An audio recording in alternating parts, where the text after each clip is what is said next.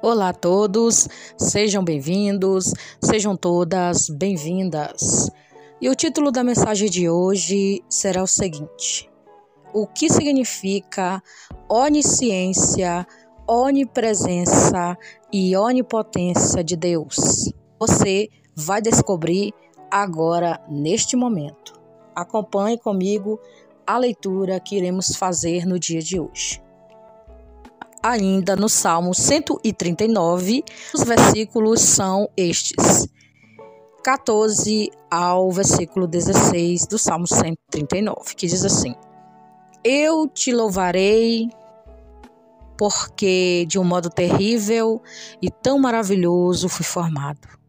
Maravilhosas são as tuas obras, e a minha alma o sabe muito bem. Os meus ossos não te foram encobertos, quando no oculto fui formado, entretecido como nas profundezas da terra. Os teus olhos viram meu corpo ainda informe. E no teu livro todas as coisas foram escritas, as quais iam sendo dia a dia formadas, quando nem ainda uma delas havia. No vídeo passado eu toquei no assunto aí sobre Deus ser onisciente, onipresente e onipotente. E você será edificado e abençoado. Vamos começar aqui primeiro, através da palavra do Senhor, o que é onisciência de Deus. Onisciência é uma palavra utilizada para explicar o ensino bíblico de que Deus conhece plenamente e perfeitamente todas as coisas. Entender o que é onisciência nos ajuda a conhecer um pouco mais sobre o nosso Deus, pois ser onisciente é uma das suas qualidades. A palavra onisciência possui origem latina e é formada pela combinação de omni, oni, todo ou completo, e inscientia, que significa conhecimento. Logo, basicamente, ser onisciente é saber de tudo. A palavra onisciência não aparece na Bíblia, mas é muito aplicada em sua forma nominal ou adjetiva, na teologia, para se referir à infinita sabedoria de Deus. Ele conhece tudo, em cada detalhe e possibilidade a todo tempo. Nós vemos que Ele conhece tudo, e cada detalhe e possibilidade o tempo todo. Apesar de que a Bíblia não usa o adjetivo onisciente, ou seja, nada escapa de seu conhecimento. Aqui vai algumas passagens bíblicas para você fazer a leitura. Jó, capítulo 24, versículo 23, Salmos 33, versículo 13 ao 15, Salmo 139, versículos 13 e 16, Provérbios 15, versículo 3, Jeremias 16, versículo 17. Ele conhece o momento exato em que um passarinho cai. Você vai ler Mateus 10, 29. Bem como o número preciso de fios de cabelo da sua cabeça, de cada pessoa deste mundo. Mateus 10, versículo 30. Deus sonda os pensamentos e as intenções do coração do homem. Aqui vai mais passagens bíblicas. Salmo 16, versículo 7. 1 de Reis, capítulo 8, versículo 39. 1 de Crônicas, 28, versículo 9. Salmo 139. Jeremias 17, versículo 10, Lucas 16, versículo 15, Romanos capítulo 8, versículo 27 e Apocalipse capítulo 2, versículo 23. Ele conhece exaustivamente o futuro, tanto quanto conhece o passado e o presente. A onisciência de Deus também abrange outras possibilidades, ou seja, ele tem ciência de todos os acontecimentos possíveis que nunca ocorrem, soube perfeitamente qual teria sido o impacto da história de cada uma dessas possibilidades e tivessem sido caracterizadas. Aqui vai mais passagens bíblicas para você ler. 1 Samuel 23, versículo do 9 ao 13, Segunda de Reis, capítulo 13, versículo 19, Salmos 81, versículo 14 ao 15, Isaías 48, versículo 18 e Marcos, capítulo 11, versículo 21. A onisciência é um dos atributos incomunicáveis de Deus, ou seja, apenas Ele é quem verdadeiramente é onisciente. Qualquer outro ser que advoga para si a condição de onisciência é mentiroso e enganador. Portanto, o homem algum, nem mesmo os anjos do Senhor, ou Satanás, ou os demônios, possuem onisciência. As Escrituras dizem que o conhecimento de Deus é eterno, incompreensível, a sua sabedoria é infinita.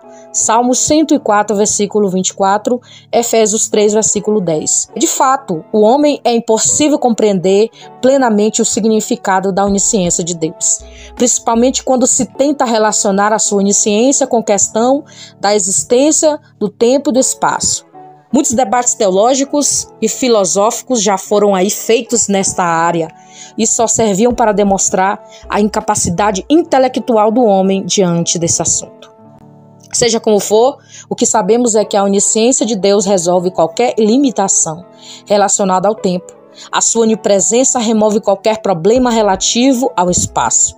Diante disso, se explica a admiração dos autores bíblicos diante da capacidade do conhecimento de Deus. Leia mais passagens bíblicas: Salmo 139, versículo de 1 ao 6, Salmo 145, versículo 5, Isaías 40, versículo 13 e 14, e também o versículo 28, Romanos, capítulo 11, versículo 33 ao 36.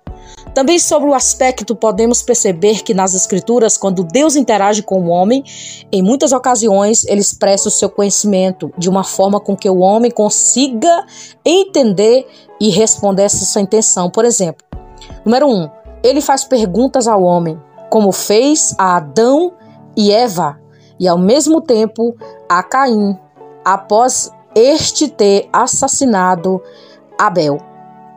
Você vai ler Gênesis 3, versículo 8 e o versículo 9 e Gênesis 4, 9. 2. Expressa pesar diante do resultado de determinados acontecimentos. Leia Gênesis 6, versículo 6 e 1 Samuel 15, versículo 10, o 11 e 35, 2 Samuel 24, 16 e Jonas 3, 10. Muitas vezes, esse pesar é representado por conceitos humanos de sentimentos, como, por exemplo, o arrependimento. Mas isso é apenas uma linguagem antropopática, ou seja, um recurso literário que atribui sentimentos humanos para expressar de forma compreensível um sentimento divino que não podemos compreender de outra forma. Logo, alguns textos bíblicos falam sobre o arrependimento de Deus, mas Deus não se arrepende. 3. Ele se lembra de algo como, por exemplo, em seu diálogo com Noé, após o dilúvio. Leia Gênesis 9, versículo 16. Nesse caso, se repete o mesmo princípio mencionado acima, visto que o conceito humano de esquecimento não pode ser aplicado ao Deus Todo-Poderoso, ao Deus Onisciente. De uma forma bem simples, podemos dizer que, apesar de Deus conhecer todas as coisas, mesmo antes de acontecerem, ele se expressa em termos humanos e, de certa forma, desce no nível dos homens para dialogar com eles. Você sabia que Deus gosta de conversar com você? Se você não sabia disso, o Senhor, Ele ama conversar com você. É você que tem que conversar com Ele, porque Ele já ama conversar com você. Então, Ele aconselha, Ele repreende, Ele exorta, Ele parabeniza, Ele ensina e explica, de forma com que ele conduz a história de uma maneira que permite que o homem compreenda. Obviamente, a onisciência de Deus está diretamente associada à sua sabedoria. Ele conhece todas as coisas, não por simplesmente um mero espectador de história, mas porque ele é o Criador que faz sustentar todas as coisas e opera cada momento e cada detalhe da história segundo o seu propósito. Efésios 1, versículo 11. Assim, o Deus onisciente conhece tudo e todos, e sejam pessoas, animais, plantas e os mesmos objetos, de modo que nenhum fato, pensamento ou possibilidade foge do seu conhecimento. Ele conhece tudo em um grau infinito e não precisa obter nenhum tipo de informação, já que todo conhecimento está na sua mente. Aqui também é muito útil a compreensão sobre o que é a onipotência, já que esta é mais uma das qualidades de Deus. Para os redimidos, a onisciência de Deus é um conforto que garante que nada foge do controle dele e todas as coisas que acontecem contribuem para aquele que ama a Deus, né? Romanos 8:28. Já para os ímpios, a onisciência de Deus é um terrível aviso de que ninguém poderá escapar da sua justiça e que no dia em que a sua ira for derramada, nenhum fato será esquecido. Você vai ler aí, em questão falando de justiça, lê aí Salmo 94, versículo de 1 ao 11, 1 Coríntios, capítulo 4, versículo 5 e Romanos, capítulo 2, versículo 16. Aí a pergunta é essa: Jesus era onisciente? Essa é uma pergunta que geralmente acompanha o estudo sobre a onisciência de Deus. Na verdade, a questão sobre se Jesus era onisciente já gerou muitos debates, inclusive levando para alguns estudiosos negar a onisciência de Deus com base em uma compreensão equivocada desse assunto. Essa questão só pode ser estudada corretamente sobre verdades fundamentadas das naturezas humanas divinas de Cristo, como homem em seu ministério terreno. Jesus adquiriu conhecimento, ou seja, cresceu em sabedoria. Lucas 2, versículo 52. Além de demonstrar desconhecimento em determinado momento. Leia Mateus, capítulo 24, versículo 36. Entretanto, ele também revelou um conhecimento sobrenatural em várias ocasiões. Você vai ler Mateus 9, versículo 4, Mateus 12, versículo 25, Lucas 5, versículo 22, Lucas 6, versículo 8, Lucas 11, versículo 17 e João 16, versículo 30 e João 21, 17. A explicação para isso é que a sua natureza humana, Jesus conhece apenas aquilo que aprendeu, enquanto que a sua natureza divina, ele é onisciente e possui um pleno e perfeito conhecimento de todas as coisas. Por mais que isso pareça contrário para todos nós, na verdade não, é apenas a prova que a onisciência de Deus não pode ser medida por nossa compreensão humana. Agora nós vamos para o que significa onipresença. Onipresença é um termo teológico tradicional usado para se referir ao fato de que Deus está em todos os lugares. É importante entender que o que significa onipresença, porque ela é um dos atributos de Deus. A palavra onipresença vem do latim omni, e todo e praesentia, ou presença, ou presente. Assim, onipresente é uma característica de que estar presente em toda a parte. Por isso que você não pode se esconder de Deus. Você viu na história de Jonas, ele tentando se esconder ali, dar um jeitinho, mas não deu certo? Pois é, não adianta se esconder.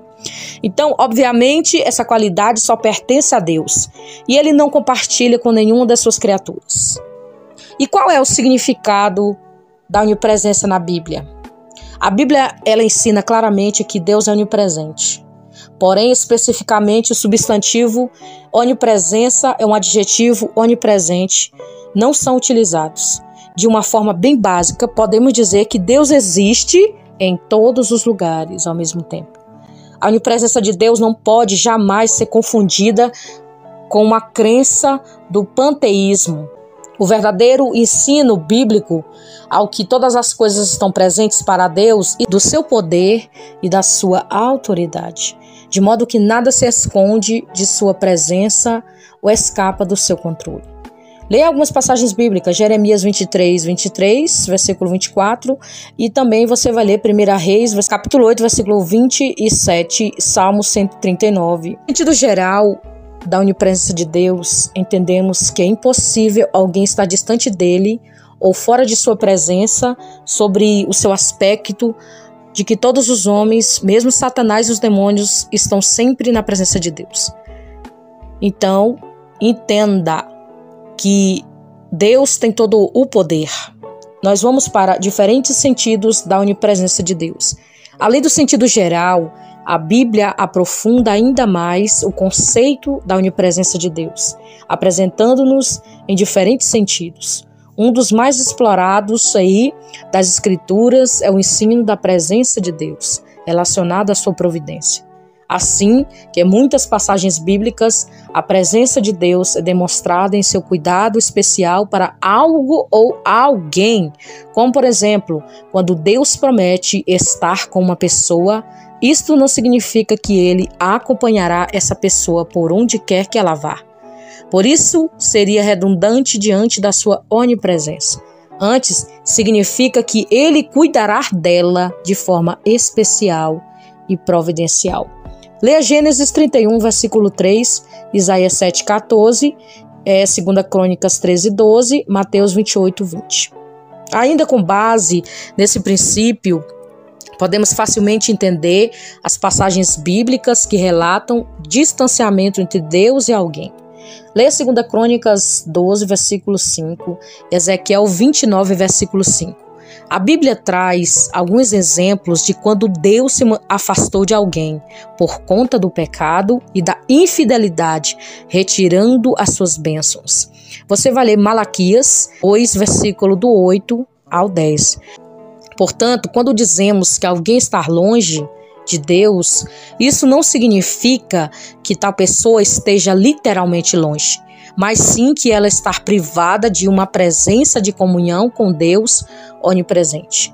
Mais uma vez, vale ressaltar que há um único lugar onde a presença de Deus não esteja presente em toda a sua plenitude. Por exemplo, pessoas equivocadamente acreditam que o inferno é um lugar onde Deus não está presente, quando na verdade o ensino bíblico diz que Deus está presente no inferno em toda a sua justiça. Preste atenção aqui para não confundir as coisas.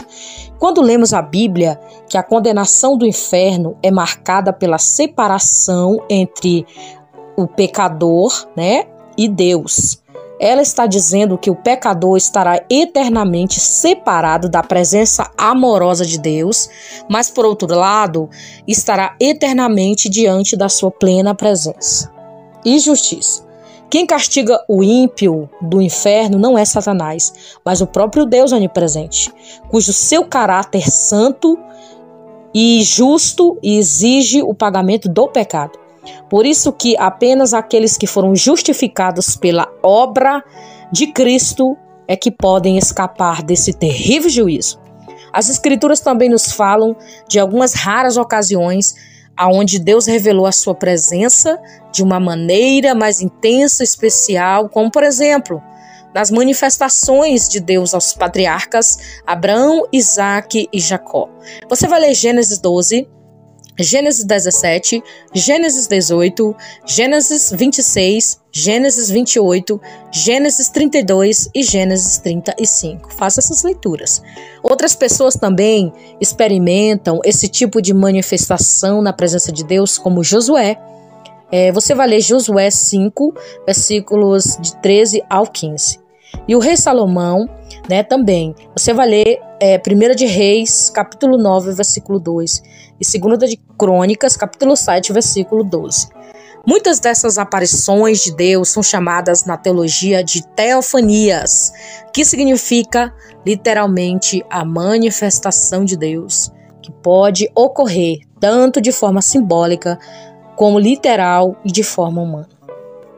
Vamos para a onipresença de Deus e as aparições teofânicas. É importante entender que as aparições teofânicas não significam que Deus concentrou a sua presença em localização ou em determinado lugar e ausentou aí os outros. Ao contrário, significa que apenas ele revelou de uma forma particular em cada ocasião específica, enquanto que ainda estava presente plenamente em todos os lugares através da sua onipresença. Obviamente, o maior exemplo da manifestação especial de Deus encontra-se com o homem que foi a presença de Jesus Cristo, O Emanuel, isto é, Deus conosco, durante o seu ministério aqui na terra. Você vai ler João, capítulo de número 1, versículo 14, e Hebreus 1, e versículo 4. Nós sabemos que Emanuel é um nome chamado também do Senhor Jesus, né? E eu vou colocar aqui na descrição desse vídeo o significado dos nomes do Senhor Jesus e quem é Jesus também, outro vídeo abençoado para a sua edificação espiritual. Agora nós vamos para a onipresença de Deus nos momentos de adoração.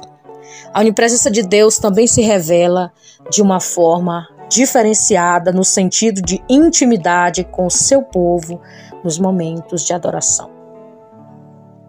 Nós vemos que a presença do Senhor é importante na vida de cada um. No Antigo Testamento existem vários exemplos de manifestações da presença de Deus. Nesse sentido, como aconteceu no tabernáculo, você vai ler Êxodo 40, versículo 33 ao 35. E no templo, 1 de Reis 8, versículo do 10 ao 13. E sobre este aspecto, podemos até incluir a manifestação a Moisés no Monte Sinai. Você vai ler Êxodo 24, versículo 15, versículo 18. Esse sentido, na presença de Deus, não restringe apenas a antiga dispensação.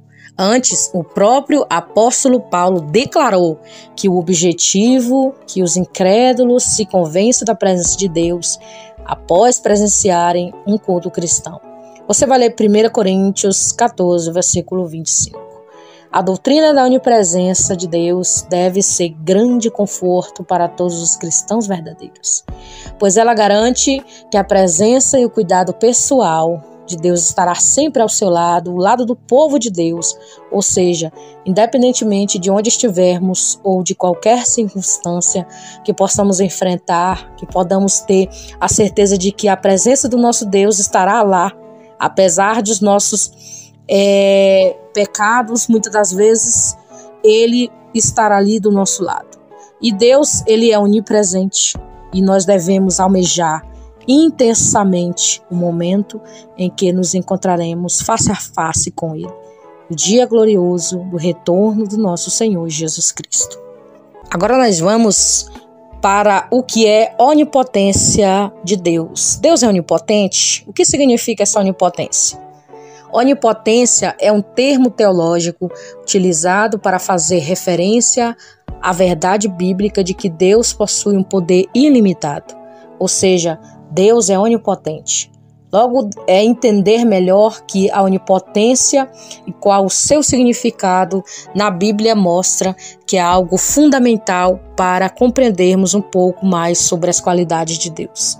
Antes de estudarmos o significado da onipotência da aplicação teológica, vale saber que essa palavra tem a origem latina e é formado pelos termos omni, que significa todo, completo ou pleno, ou potens, né? Que significa poderoso. Assim, onipotente significa todo poderoso ou completamente poderoso. Como a Bíblia foi escrita no hebraico e no grego, salvo algumas pequenas partes em aramaico, a palavra onipotência serve para traduzir um conceito que é expresso por alguns termos originais, conforme veremos a seguir. Mas olha só, este ensino de onipotente é facilmente percebido. No Antigo Testamento, o termo hebraico é melhor, que transita aí no significado da onipotência, ou El Shaddai, ou apenas Shaddai, que é traduzido como Deus Todo-Poderoso. É possível que esse termo hebraico significa literalmente Deus das montanhas, no sentido que as montanhas representam força e majestade. Essa palavra aparece originalmente em várias passagens bíblicas, como por exemplo em Gênesis 17, versículo 1, aonde o próprio Deus se apresenta a Abraão como sendo todo-poderoso. E então o livro de Jó, na exortação de Elifaz, utilizada muitas vezes para se referir à onipotência de Deus em hebraico, Yahvé, Elohé, Sabaote, que significa Senhor dos Exércitos, ou Deus dos Exércitos. Você vai ler Salmos 21, versículo 10, Isaías 2, versículo 12 e Jeremias 35, versículo 17. Já no Novo Testamento, o termo que geralmente faz referência ao fato de que Deus é onipotente, e o grego pantokrator. Esse termo ocorre pelo menos 10 vezes, um significado literalmente. Aquele que tem um controle sobre todas as coisas, ou seja, o Todo-Poderoso, governador de tudo ou simplesmente onipotente. Esse termo é utilizado na Septuaginta para traduzir o hebraico Yahvé Sabaoth, citado acima. Também é importante ver que o fato de que o Novo Testamento é a palavra onipotência aparece apenas uma única vez em algumas versões em português para traduzir o grego pantokrator. Em Apocalipse, capítulo 19, versículo 6. Nós vamos agora para a onipotência de Deus como Deus onipotente. A onipotência é um dos atributos incomunicáveis de Deus. E como vemos, a doutrina bíblica claramente afirma que Ele é onipotente, isto é, o Deus Todo-Poderoso que possui controle sobre todas as coisas. Por ser um dos seus atributos incomunicáveis, devemos entender que somente Deus é onipotente e essa qualidade Ele não compartilha com ninguém. Assim, nenhum outro pode ser chamado de onipotente. Aqui vale lembrar que uma das afirmações mais conhecidas sobre a onipotência de Deus é feita por Jó, quando ele disse: "Bem sei que tudo podes, e nenhum dos teus planos pode ser frustrado." Jó 42, versículo 2. Da mesma forma, percebemos que a onipotência de Deus está diretamente relacionada à sua onipresença e onisciência. Aí vem outra pergunta. Por ser onipotente, Deus pode fazer qualquer coisa? Algumas pessoas possuem um pouco de dificuldade em entender a resposta para uma pergunta. Deus é onipotente, mas isso não significa exatamente que Ele faça qualquer coisa. Para entendermos isso, precisamos entender a relação e a distinção entre a onipotência de Deus e a sua vontade. Preste atenção, entenda aqui, ainda que para nós e o nosso intelecto que é extremamente limitado, somos limitados diante dos mistérios de Deus. Essa tarefa parece ser bastante difícil.